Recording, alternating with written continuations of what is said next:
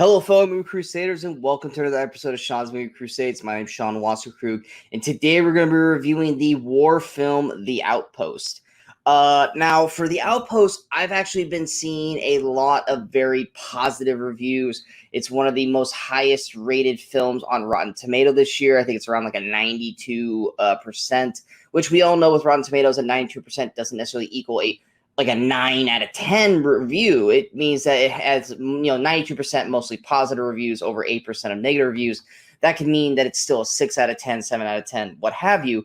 But it is still one of the most widely positive rated films of 2020 so far.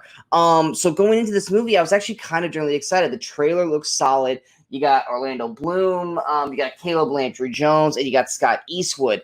Now, Scott Eastwood probably being not the weakest of the three, but in terms of like stellar performances, I would say Scott Eastwood probably has done the least. He does, the like Nicholas Sparks rom-com stuff, and then he's usually like the 3rd to 8th character down in a lot of films. Orlando Bloom, everyone obviously knows Orlando Bloom. You got your Lord of the Rings, you got your Pirates of the Caribbean. You got a lot of stuff with Orlando, and so he's definitely the main name that sticks out to you when you see this. Plus, I mean, obviously, he had a great war performance in, I think it was Black Hawk Down.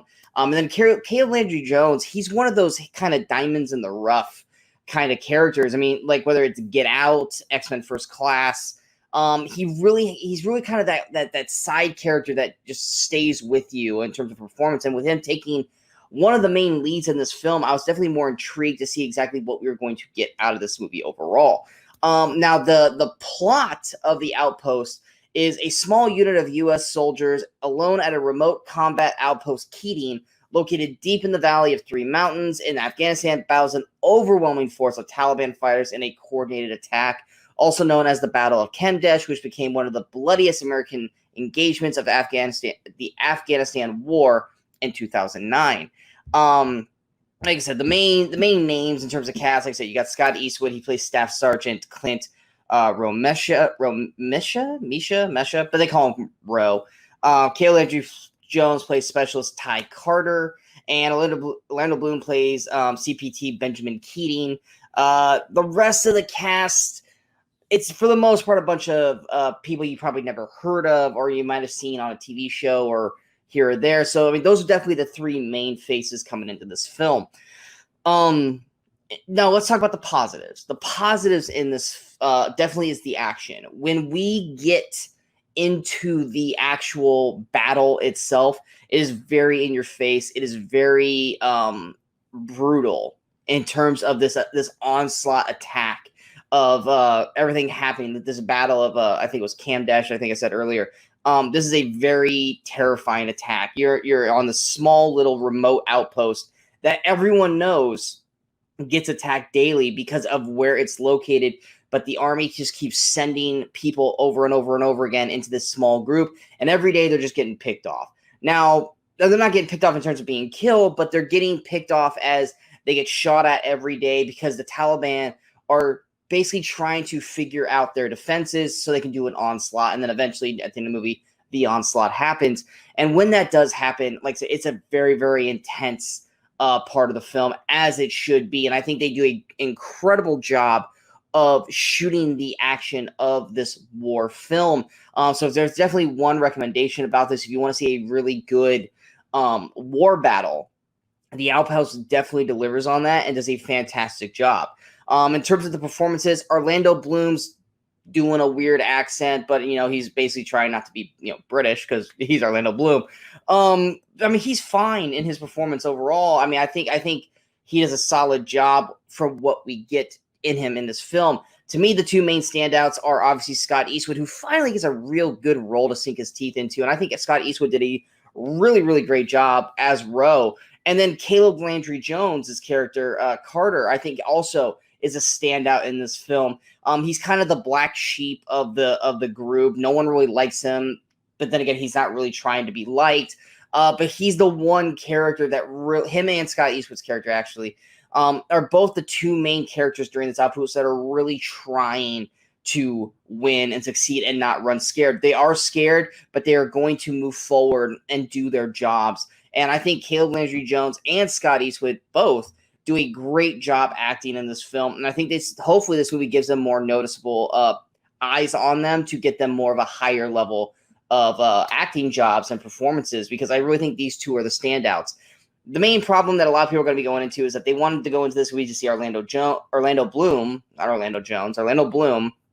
and it does the one thing that a lot of war movies do, is that you get one really big name that people notice and recognize, and they put him on the poster and they put him in the trailers, but then he's only in like the first, the half or first quarter of the movie, and then you're kind of hoping that the rest of the way you're just going to grab onto these other characters, these other actors, and it's going to keep you going through the rest of the film. And that's kind of what they do with Orlando Bloom's character here, is you're there to see Orlando Bloom, you want to see Orlando Bloom, but then his character is gone after the first 20-30 minutes, and then you're to move on without him, which I to me feels like false advertising in a sense, but you got to do what you got to do to sell your movie. The two big problems for me in this, and I'm saying this right off the bat, I don't mean to, I know this is a true story, I know these are real people that these actors are portraying. I by no means mean any disrespect to any of the people in this film, living or dead, or anything like that. That's not where I'm going. I'm going just as a movie perspective, and going just based off of the film itself, not the real life events. The dialogue is very adolescent. Now, I get it when you get a bunch of guys all kind of crowd together. We're all going to kind of have a lot of, fart jokes, gay jokes, derogatory kind of stuff. And I get that. That definitely happens. There's tons of times where I'll be around a group of guys, and that is the main dialogue heaviness of the show. But to have a whole movie literally just be zinger, gay joke here, rape joke here, fart joke here, adolescent humor, it really gets tiring after about 5-10 minutes of it, and you got basically almost, it's a 2-hour movie, but I'd say about an hour 20, hour 30 of it before the big action sequence happens, of the movie being like that. And it just really starts to get annoying and tiring after a while. I get that's how a lot of people talk, especially when you get a group of guys together, and maybe that is what it's like in the Army. I can't knock them for that. If they're trying to be authentic, then they did a really good job. But for me, it really starts to wear on you after a while, and you kind of almost just want to turn the audio for the conversations on mute, because it's just incredibly annoying. And it makes a lot of these characters just downright unlikable. Like I said, nothing against the real life people. Nothing like that at all.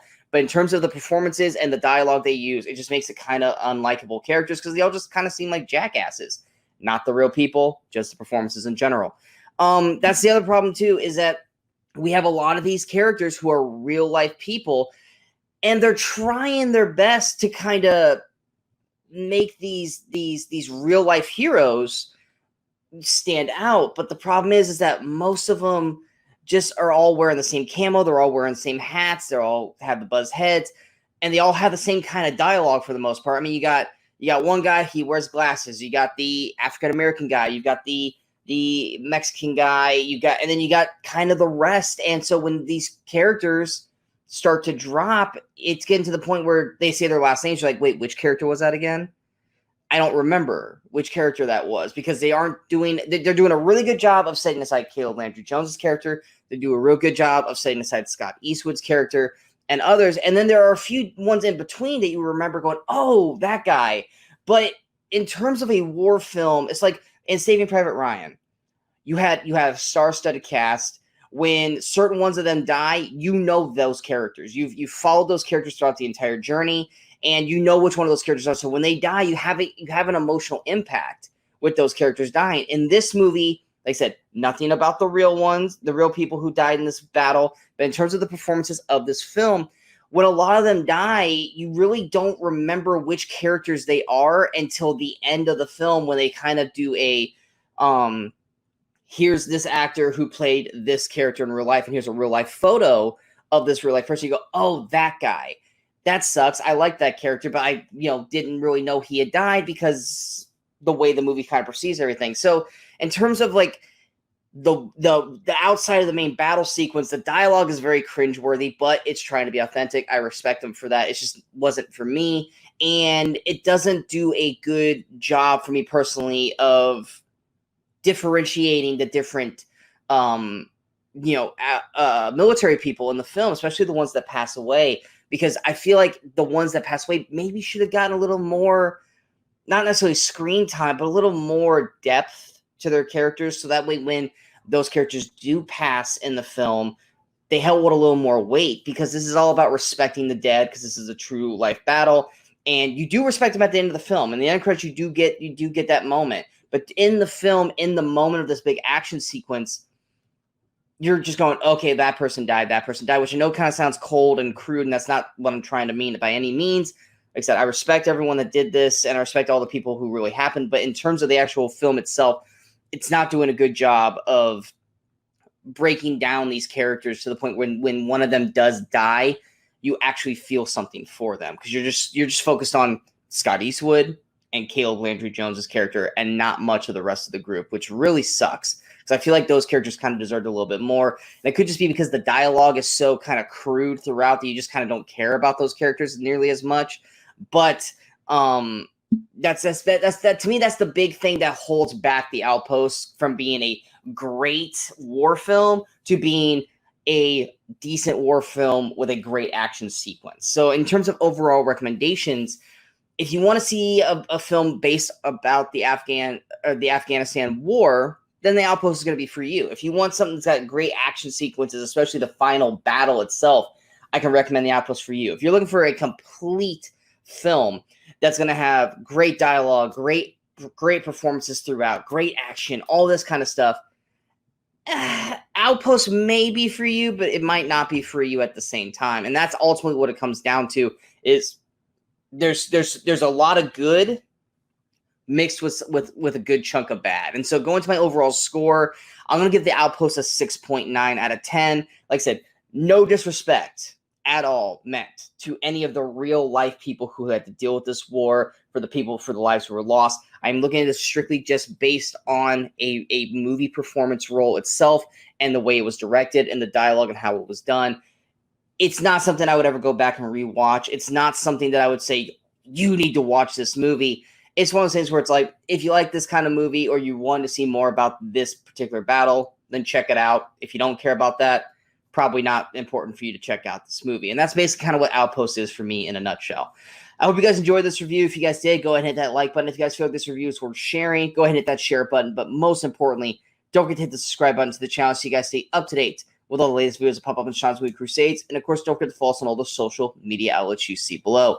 Coming up next, we do have a new movie that actually just came out on Friday that I actually got to watch recently, and that is Dave Franco's directorial debut, The Rental. So be on the lookout for that. And until next time, in case I don't see you, good morning, good afternoon, and good night, Movie Crusaders.